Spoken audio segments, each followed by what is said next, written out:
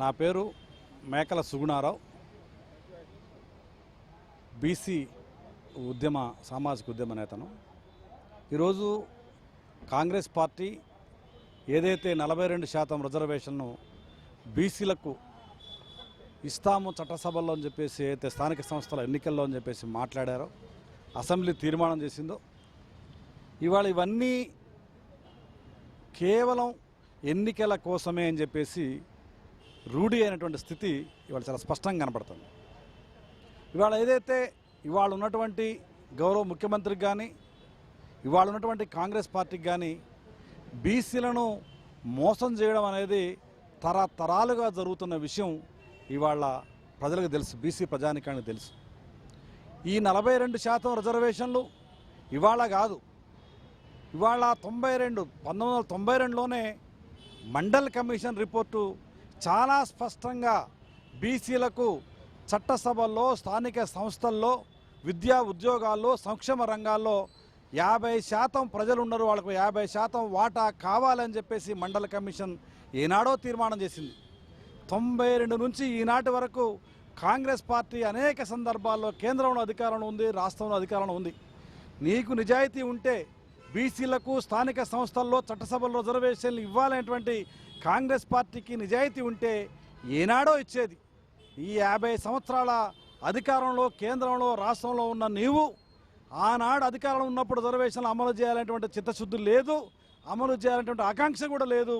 కానీ ఈనాడు మాత్రం బీసీలకు రిజర్వేషన్లు అమలు చేస్తా, 42% అమలు చేస్తా అని చెప్పేసి మాట్లాడడం వెనక కాంగ్రెస్ పార్టీ బూటకం ఉంది, బీసీలను మోసం చేసే విధానం ఉంది.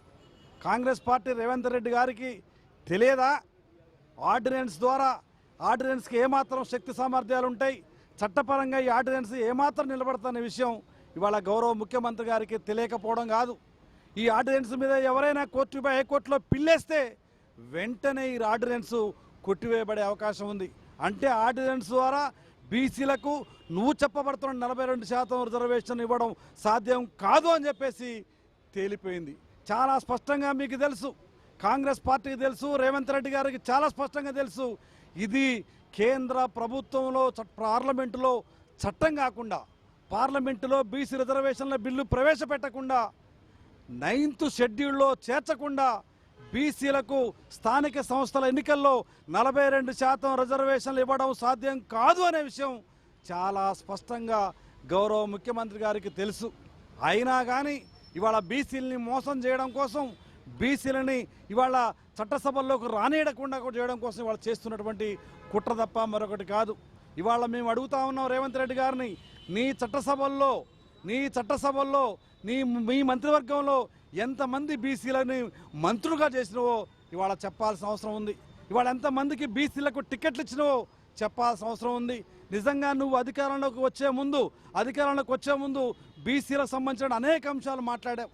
అనేక సందర్భాల్లో రాహుల్ గాంధీ మాట్లాడారు బీసీల రిజర్వేషన్లు ఇస్తామని చెప్పేసి. ఇవాళ మీ మాటలు ఆచరణలో మీరు అధికారంలో ఉన్నటువంటి ఈ తెలంగాణ ప్రభుత్వంలో ఏ మాత్రం బీసీలకు అవకాశాలు ఇచ్చారో చెప్పాలంటున్న మంత్రివర్గంలో ఎంతమంది ఉన్నారు? బీసీ సంక్షేమ శాఖకు నిధులు ఏమాత్రం కేటాయించావు? ఇవాళ బీసీ ఉద్యోగాల్లో కానీ, విద్యలో కానీ, రాజకీయ రంగంలో కానీ ఏ మాత్రం ఇవాళ మీ ఆచరణ కొనసాగుతూ ఉందో చాలా స్పష్టంగా కనపడతా ఉంది. అందుకే రేపు రాబోయే ఎన్నికల్లో బీసీలను ఏ విధంగా మోసం చేయాలి, బీసీల ఓట్లు ఇవాళ అసెంబ్లీ తీర్మానం చేశాం, కేంద్రాన్ని పంపించాం, ఇవాళ కేంద్రం మోసం చేసింది, మేమేం చేయలేమని చెప్పేసి చేతులు దులుపుకోవడం కోసం తప్ప మరొకటి కాదు అని చెప్పేసి ఈ సందర్భంగా విజ్ఞప్తి చేస్తున్నాం. ఇవాళ తెలంగాణ ప్రజలకు కానీ, ఇవాళ బీసీ ప్రజానీకానికి కానీ కాంగ్రెస్ పార్టీ వేసినటువంటి బీసీ ఉచ్చులో పడొద్దు అని చెప్పేసి, బీసీలు రాజ్యాధికారం కోసం బీసీలందరూ సంఘటితంగా ఉండాలా, రాజకీయాలకు అతీతంగా బీసీలు, ఎస్సీలు, మైనార్టీలందరూ ఒక రాజకీయ శక్తిగా మారాల్సినటువంటి అవసరం ఉందని చెప్పేసి ఈ సందర్భంగా మీ ద్వారా విజ్ఞప్తి చేస్తా ఉన్నాం.